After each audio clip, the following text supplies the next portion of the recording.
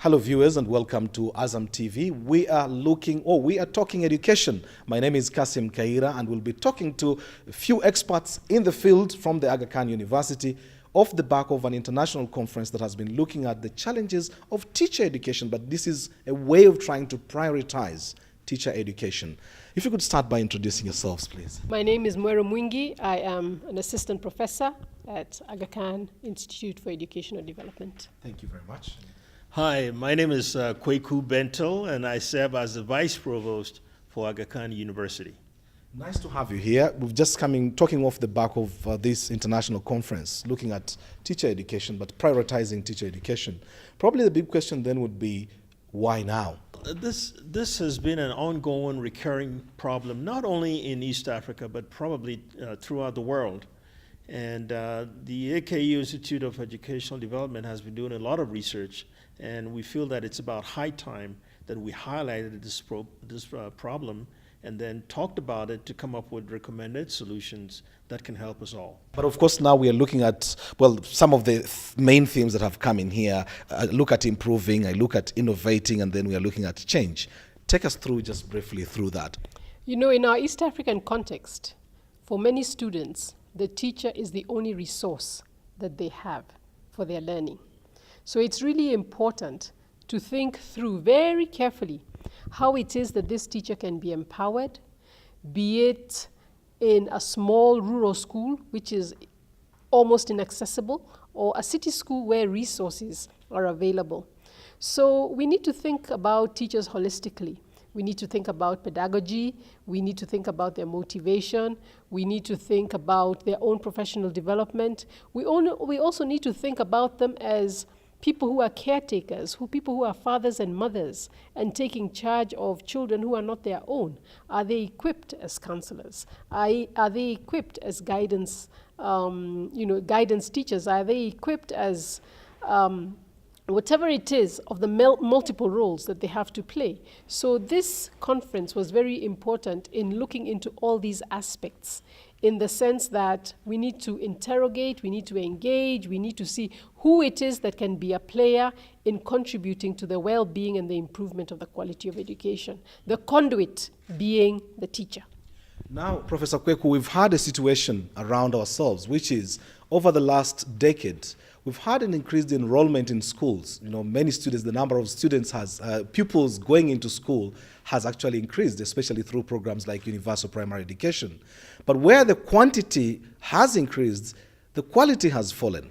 It is a problem for teachers. Yes, it is. And I think one of the reasons this conference is so important is that we are looking at this holistically. For many, many years, we have always looked at the student as a problem, as the pupil as a problem. But now we are also looking not only at the teacher, but at the curriculum. So when we're talking about change, it has to be done holistically, not just the teacher, but the curriculum that we're also teaching. Yesterday I did mention that in most cases we are teaching 18th and 19th century curriculum to 21st century students. And so we need to look at that. The learning styles are different. And the issue of teachers standing there and just lecturing and regurgitate and expect students to regurgitate stuff doesn't work anymore. These students can find out most things on the internet faster than the teacher can. So there's a really need to look at the whole thing holistically, not only the teachers and the curriculum, but even the role of government in its willingness to make systemic changes.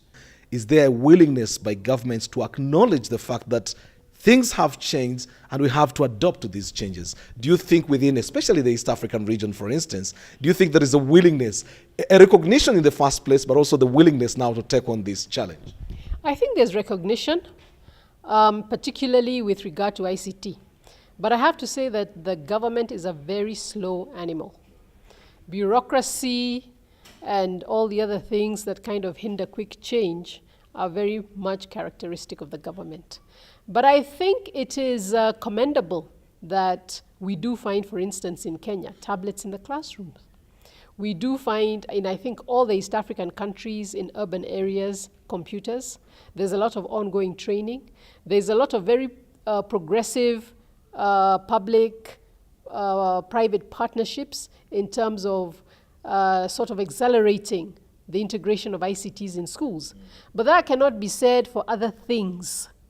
You still find that the rural poor and the urban poor tend to be neglected. You also find that gender is sort of forgotten.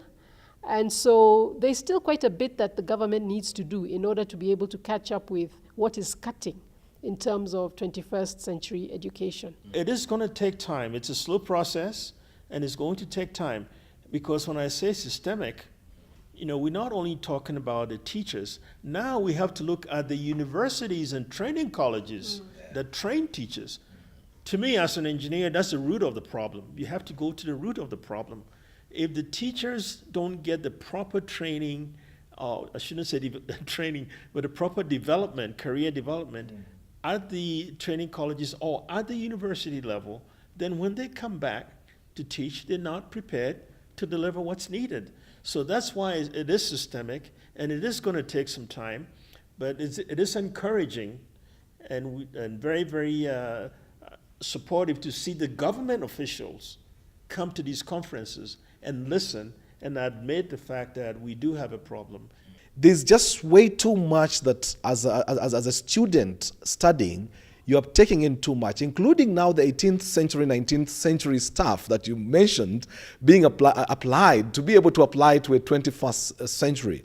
Do you think the quantity that we put in, probably as part of the holistic approach in looking at what needs to change within education, probably the quantity of how much we put in should also be addressed?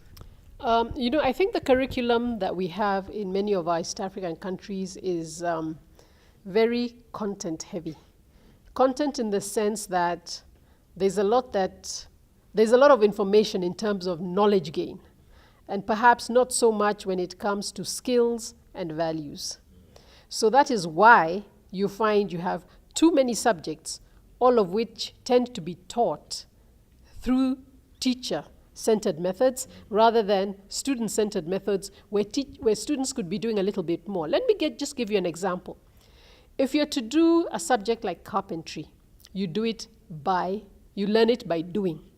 And at the end of the course, be it 4 years or 2 years, you have a skill. You can make a desk, you can make a table, or something of the sort. Now, our curriculum ought to be leaning more towards that, because in all 3 East African countries, we have visions that are talking about a future of technology.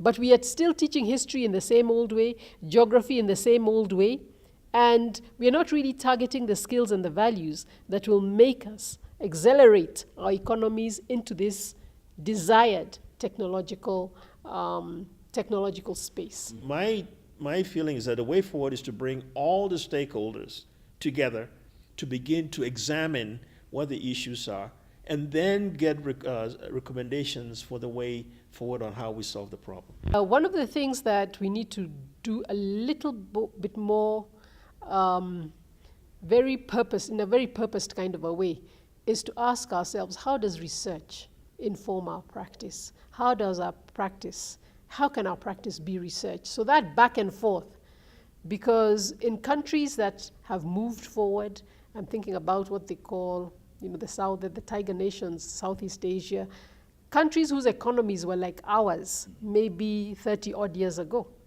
Those are people who really invested in research, and that fed into their education. Now look at where they're at. We are buying their products.